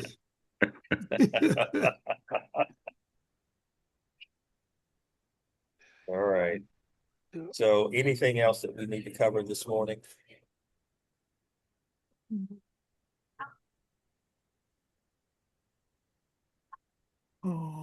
What is it, getting pretty close to I just 11? had a quick question when we were talking about setting up something with Google. Would this also be a place where I would be able to um, forward some of the files, Graceline files that I have, where it can be stored? Yes. Yes. Okay. Yes. All right. Yeah, Yeah. that Basically anything that you've created that you have in your possession is Graceline related, whether right. it's a file, it's a photo, Yeah, I just went. anything and everything. Yeah. Yeah, I just went and just typed in Graceline under my documents and downloads, and I got a long list. Um, so I could see that some I'm going to have to clean up because I may have opened the same file like 2 or 3 times. So, but it would be good to be able to clean it up because I've got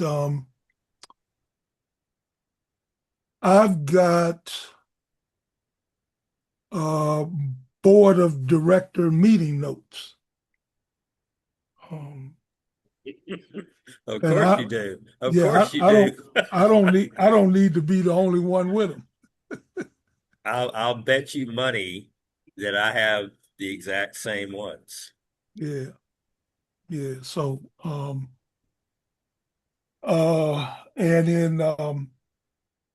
and in cleaning up my office, I've got a. In fact, I'm gonna send us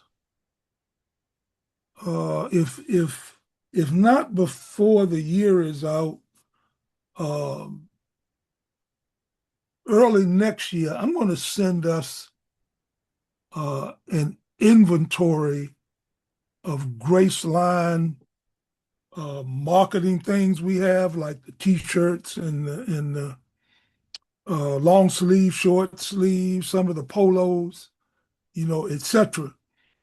And I want to see. I want to see how I can make this box of stuff smaller, because whatever we're going to do in the future, um, it won't be going back to any of this, that I have currently. Um, so I'm going to send everybody the inventory, and we can, so that everyone knows, and then we can go from there.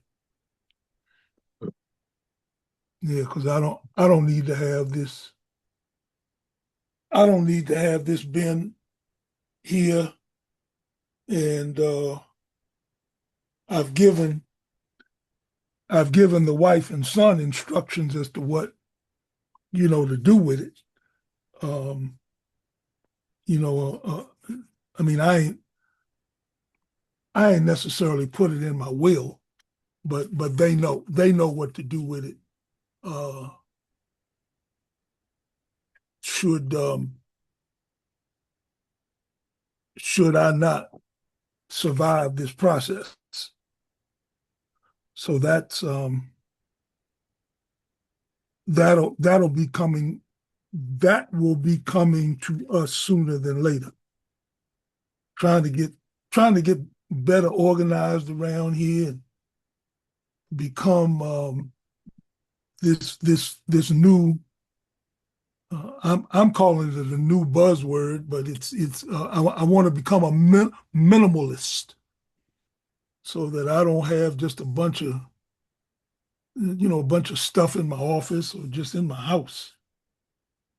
Oh man, we gotta cut down on some of this. I can't tell you the number of times that, with the exception of my own parents, I can't tell you the number of times that I've had to go into family members, homes and help clean stuff out. Man, a lot of times you don't know what did they intend to do with some of this stuff. So I don't want to be that person. Yep. Yeah, I mean, I'm right there with you. 'Cause I remember when mom died, I was glad that I had sisters Right. Yeah. because they just took over. Because I guess, women being women, they had an eye for what was important, what wasn't important, what needed to be preserved, what didn't need to be preserved. And, I just got out of the way. Yes, sir. Yeah, sometimes that's best to do in any and all circumstances. Oh man. All right. Uh, I can't. All right, so I gotta add um let's see, how did I do? Okay, I just been going to the bank and making a deposit um into the account. So I gotta find those. I gotta find those deposit slips I had. They're around here somewhere. Um, yeah, if I have any trouble finding those Bank of America deposit slips, I'll just go online and make a donation on our website. But I should have. Yeah, I just need to find that little thing I had with uh with the deposit slips. Okay.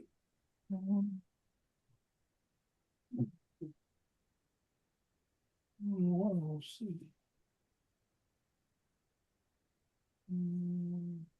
Oh, okay. Found it. All right. Yep. All right. I got no excuse. I just found it. All right.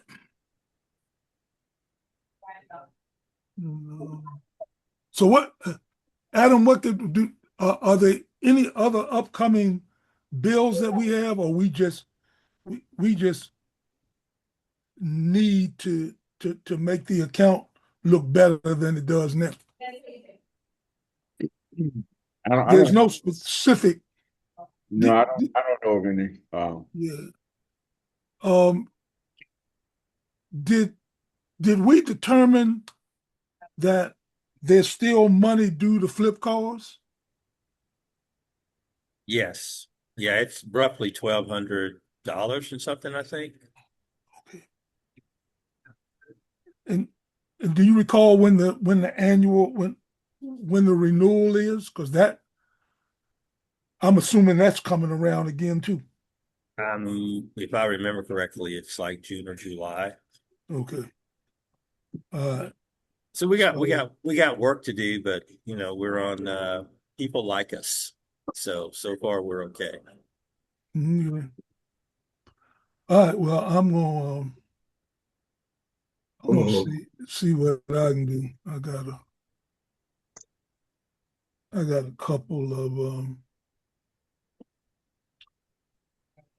a couple of outstanding payments I need to make.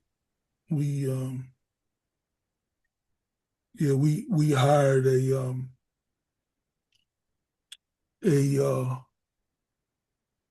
law firm to do our uh, register register our marks for us.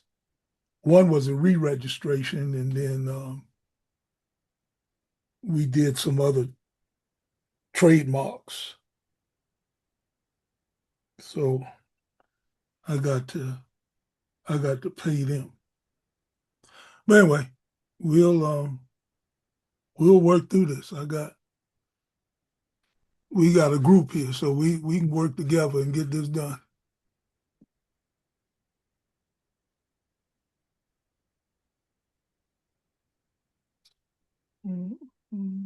Do I have anything else here? No.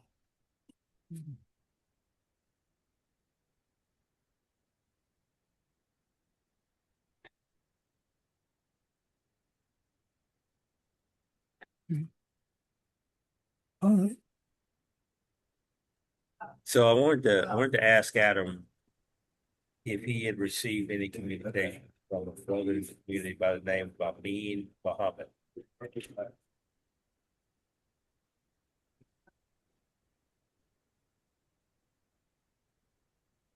Or if anybody is familiar with that name, Amin Muhammad. And if not, that's fine, because I thought it was very interesting that I got invited to Yeah. his podcast or his call-in Right. program or whatever. Yeah. I did too. Okay. I didn't go. And I actually tuned in for 15 minutes. You could take that much. And it was what I expected. Yeah. I actually hung around for 15 minutes to see if anybody else you know, if there were going to be any other voices other than his. So that was my curiosity, because I already know who he is. Oh, you know, okay, you know him. Yeah, good. yeah. Oh yeah, yeah. Yeah, I know him very well too, man. Yeah, I used to beat him up during Trump's first term. Well, yeah, you might Huh? you might be pleased to know that he is no longer a Trump supporter. He is very much into the camp of Robert Kiyosaki, a little bit of Dave Ramsey. He's on the do for self kick now, Well, and collective buying kick. right. But he still is hanging. He is clutching the Candace Owens pearls very tight. Oh yeah. That was the latest one. Candace Owens for president. You text me, right? Yeah, he told me. But Yeah, she's about to become Muslim or something. Yeah.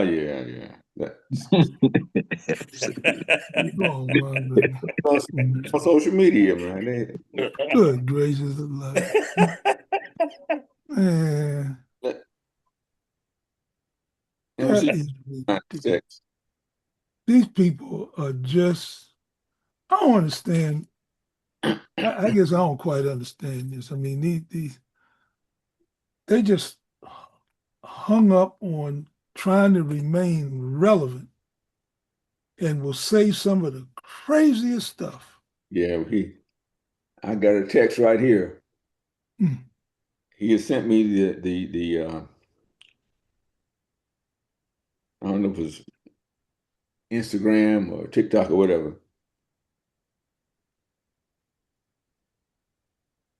He said Candace is probably the most important person in Islamic life next to Imam W.D. Muhammad.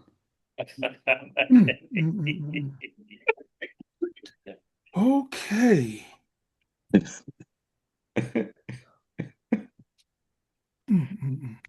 So what was he drinking?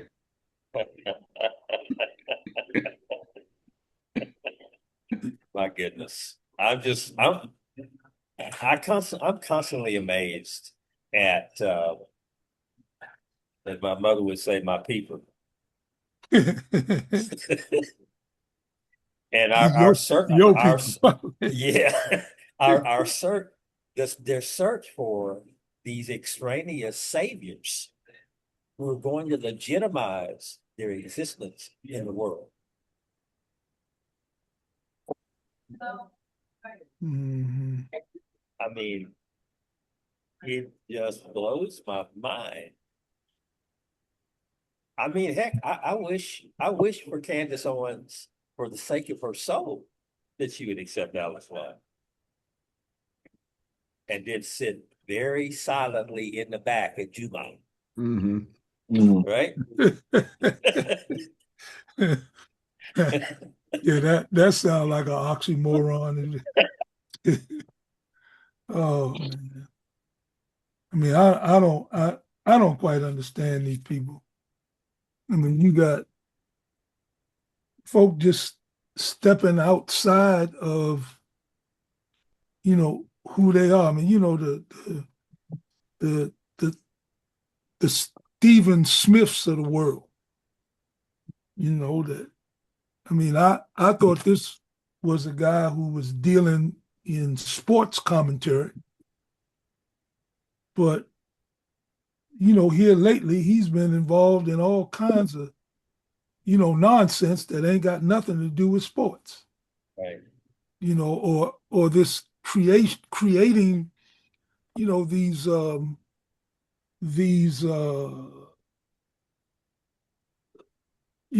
don't know who fuels these arguments between these people, and I'm saying I'm using these people because oftentimes when I'm just reading the headlines, they drop in names I ain't never heard before. I don't know who they are.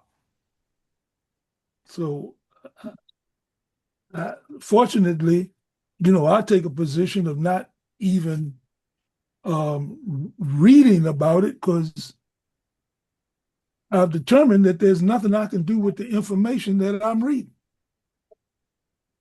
About you having some beef with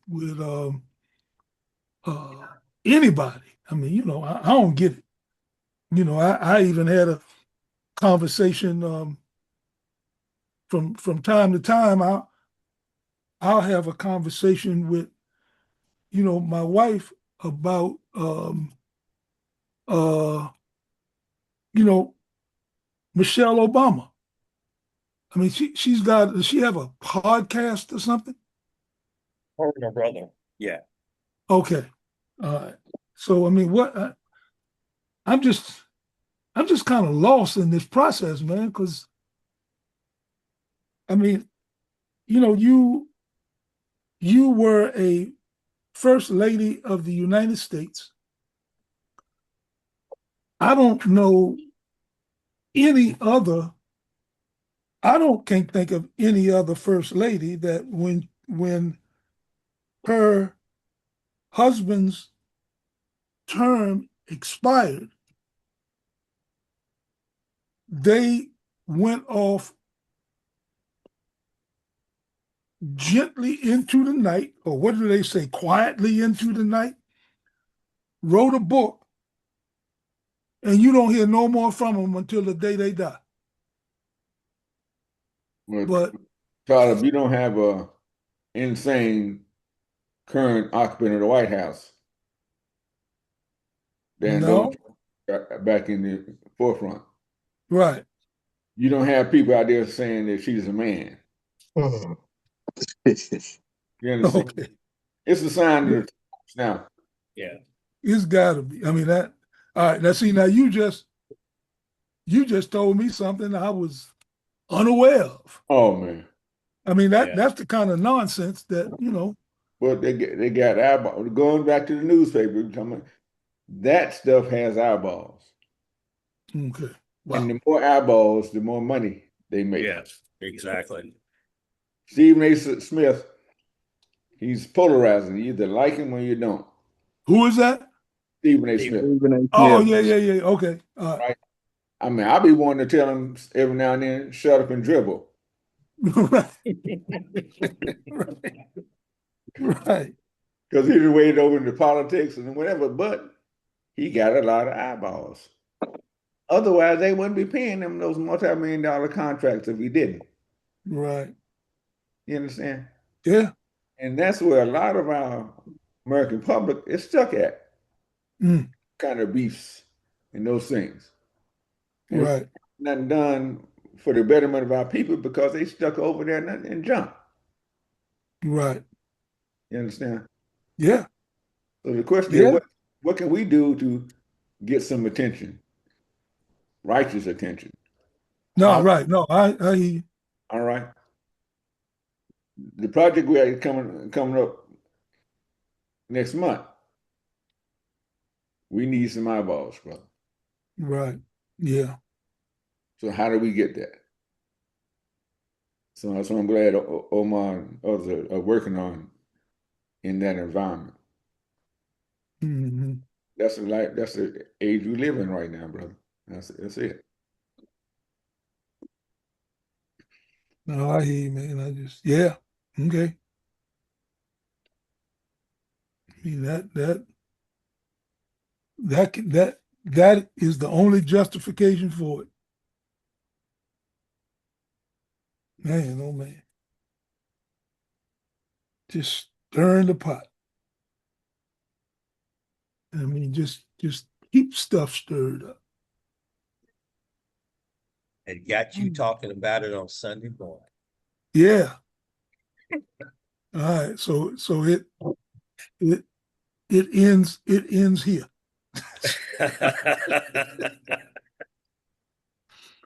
Yeah, but I don't want to. I don't want to be like. I don't want to be like Jesse Jackson. Years ago, he was boycotting Nike, and he stepped to the podium to at a press conference with coal horns on, not recognizing that Nike had bought coal horn. Oh my goodness. You know, and I only mention it because in it served as a lesson to me to do and this was when this occurred.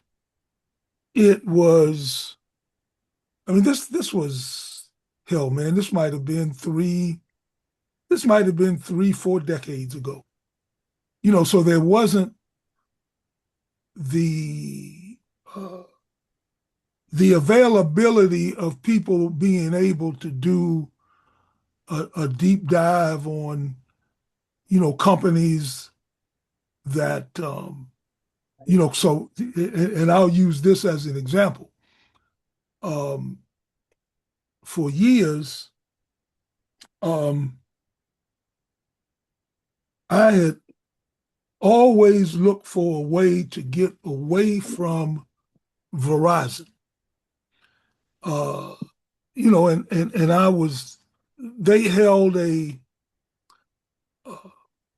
over my lifetime, they have held a controlling interest in telephone and advertising, local telephone and advertising communication for, I mean, pretty much my entire life, not just adult life. So, I mean, as a kid, there was C&P telephone company, Chesapeake and Potomac Telephone, that eventually morphed into Verizon. Long story short, I finally, maybe, 3-4 years ago, I finally got rid of all of my landlines and anything having any connection to Verizon. I no longer get a phone bill from them anywhere. And I guess it was just about that time that I thought I had got away from them. I guess maybe 2 years ago, I learned these monkeys had bought AOL. So, so there's just no way for me to get away from them, and of course, AOL was my first account, and my wife and son convinced me to step up into the modern times and get myself a Gmail account. Now I'm hearing a bunch of stuff about Gmail that makes me just want to get rid of emails altogether. And I told my wife I want to go back to a pager. Just page me. I don't want no cell phone. Because man, I'm hearing all kinds of stuff about cell phones. You may think you got them turned off and they ain't. And they've got these new updates. They can do updates on your phone now without you having to turn it off. Or I mean, and I know there's been some changes because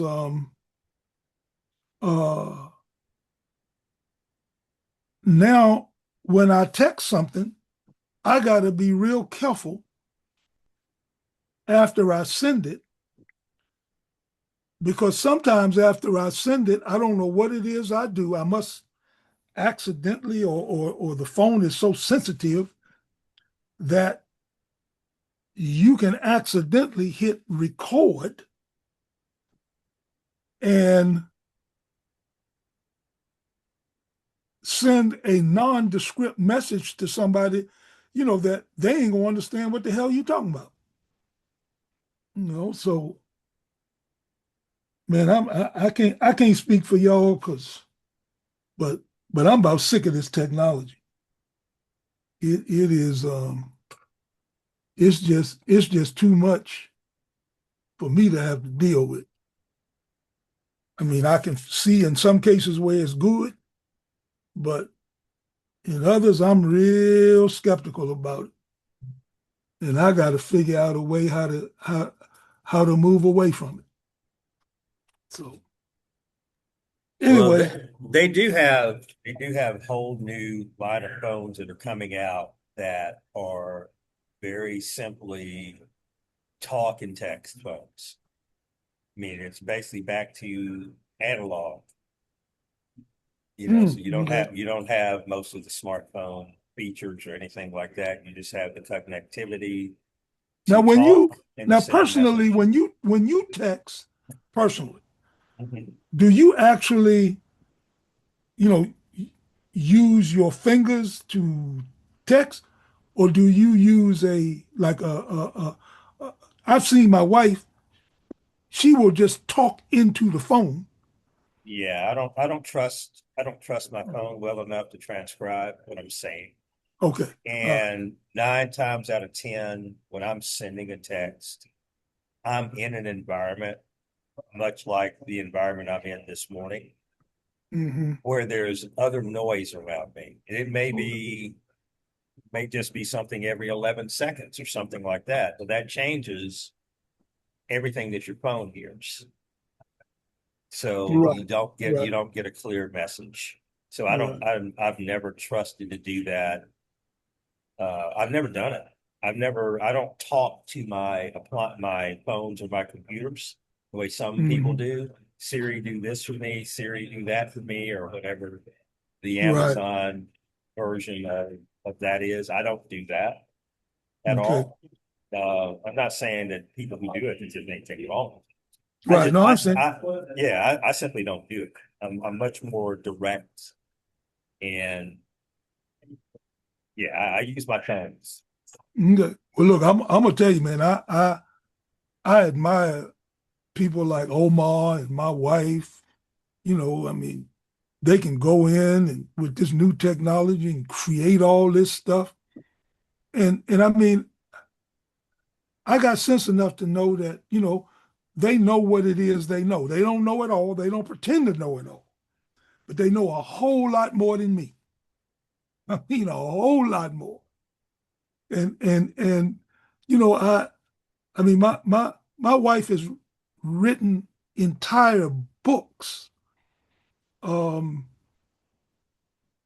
on computer. I mean, she did a book. She did two books on the computer. And now this was old school. She did two books on computer and sent the disc over to Japan for the books to be printed. I mean, who does that?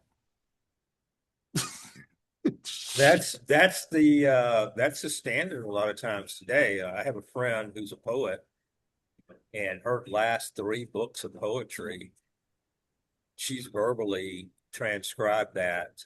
There's a app that you can buy. There are many. She uses one particular, and the app records her reciting the poetry. That is then transferred to a publisher who does an edit, and within weeks, the book of poetry is published. It's on Amazon for sale, and other bookstores Right. No, I understand. everywhere else. Yeah. I understand. Yeah.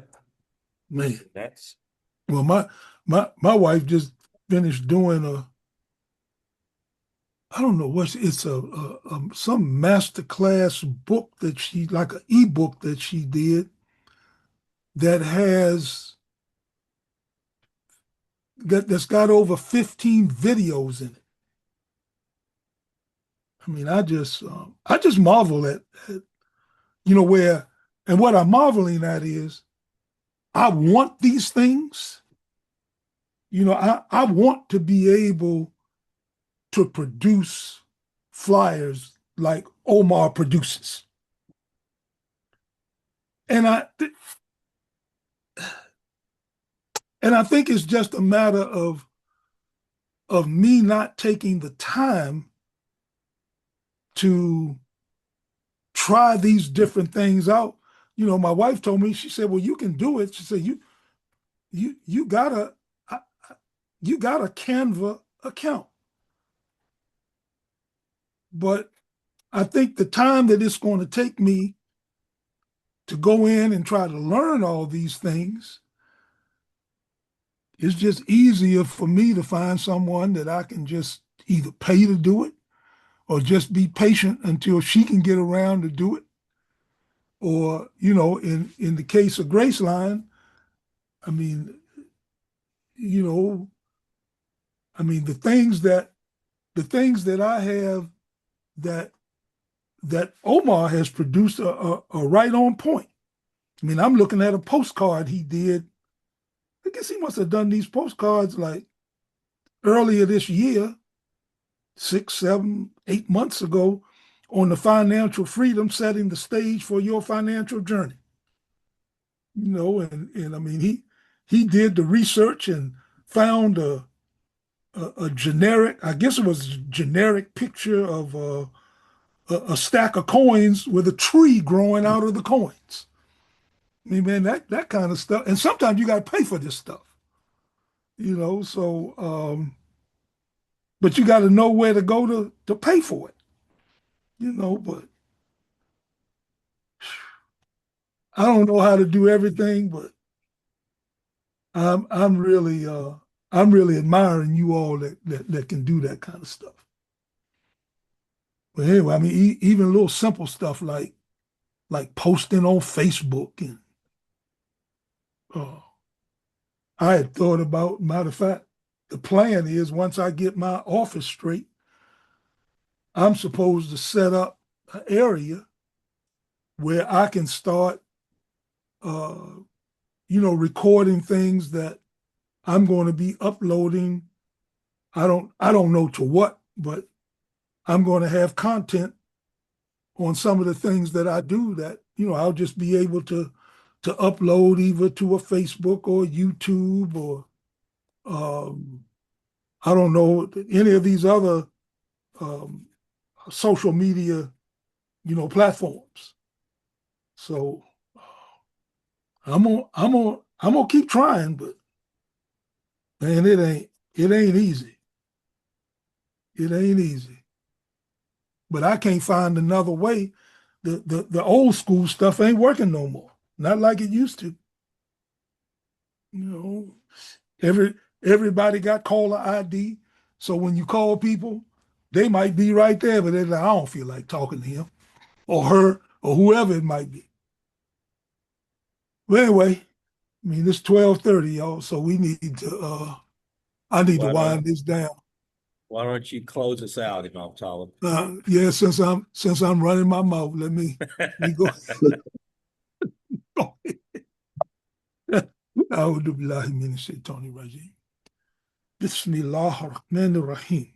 ربنا حسنة في الآخرة حسنة وقنا عذاب النار. Oh Allah, give us good in this world, good in the after, and defend us from the torment of the fire. Alhamdulillahi Rabbil Alameen. Assalamualaikum. Well, like All right. Salam, everyone have a wonderful day. Yes, sir. Yes, sir. I'm looking to Allah.